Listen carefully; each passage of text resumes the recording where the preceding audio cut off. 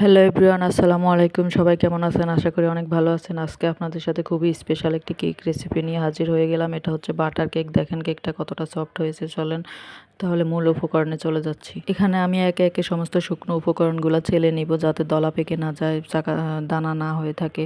তো এখানে আমি 1.5 কাপ পরিমাণ ময়দা নিয়ে নিলাম, দুই চা চামচ বেকিং পাউডার, 2 চা চামচ গুঁড়ো দুধ, 2 চা চামচ কর্নফ্লাওয়ার এখানে নিয়ে একত্রে আমি চেলে নিতেছি। দেখেন একটু কণা কণা বের হয়েছে, ওগুলো ফেলে দিব। তারপরে আমি শুকনো উপকরণগুলো হ্যান্ড মিক্সার দিয়ে ভালো করে মিক্স করে নিব। এখন চলুন, এখানে আমি 100 গ্রাম পরিমাণ বাটার নিয়ে নিলাম।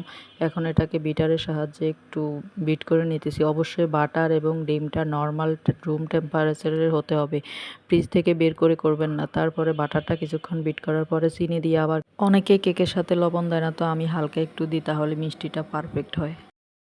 তারপরে আমি 3টা ডিম এখানে ভেঙে দিয়ে আবারও একটু বিটারের সাহায্যে এটাকে ভালো করে মিক্সড করে নিতেছি। তো বিট করে নেওয়া হয়ে গেছে। এখন আমি এখানে একটু ডিমের স্মেলটা চলে যাওয়ার জন্য একটু ভ্যানিলা এসেন্স দিব। আপনারা চাইলে ভ্যানিলা পাউডারও দিতে পারেন। তো আমি আবার একটা স্পেশাল জিনিস এটার সাথে যোগ করি। সবসময় আমি কেক বানালে একটু দারচিনি গুঁড়া দিই, তাহলে ফ্লেভারটা অনেক সুন্দর আসে। এখন আমি শুকনা উপকরণগুলো দিয়ে দিলাম। তারপরে একটা স্প্যাচুলা দিয়ে কতক্ষণ নেড়ে চেড়ে নিয়ে তারপরে আমি হ্যান্ড মিক্সারের সাহায্যে এটাকে ভালো করে মিক্স করে নিব। তো আপনারাও আমার মতো এভাবে করে নেবেন। মিক্সিংটা ভালো হলে আপনার কেকটাও ভালো হবে। তো ভালো করে এটাকে একটু পোক্ত হাতে এটাকে ঘুরিয়ে এভাবে করে নেবেন। নেওয়ার পরে আমি এখানে 10 ইঞ্চি সাইজের একটা মোল্ড নিয়ে নিলাম। মোল্ডের মধ্যে একটা বাটার পেপার দিলাম, যাতে কেকটা না আটকে থাকে। আপনাদের বাসায় বাটার পেপার না থাকলে আপনারা লেখালেখির করার কাগজও দিতে পারেন। কাগজের উপর একটু তেল ব্রাশ করে দেওয়া লাগবে। তারপরে কেকে যে ফাটলটা ধরে মাঝখান দিয়ে আমি একটু এঁকে দিলাম, ভিতরে কোনো বাষ্প থাকলে ওটাও চলে যাবে। অবশ্যই আমি মোল্ডে ব্যাটারটা ঢেলে একটু ঝাঁকুনি দিয়ে নিলাম। তারপরে উপর থেকে একটু বাদাম আর তিল দিয়ে দিলাম। ওভেনের ভিতরে মাঝামাঝি সময়ে প্রথম দিকে দেখালে কেকটা দেখা যায় না, তো ফুলে ওঠার পরে আমি আপনাদের সাথে একটু ভিডিও শেয়ার করলাম। দেখেন কেকটা কি সুন্দর হয়েছে, পারফেক্ট একটা কেক হয়েছে। আমি এখন কাঠির সাহায্যে চেক করে নিলাম কেকটা হয়েছে কি না।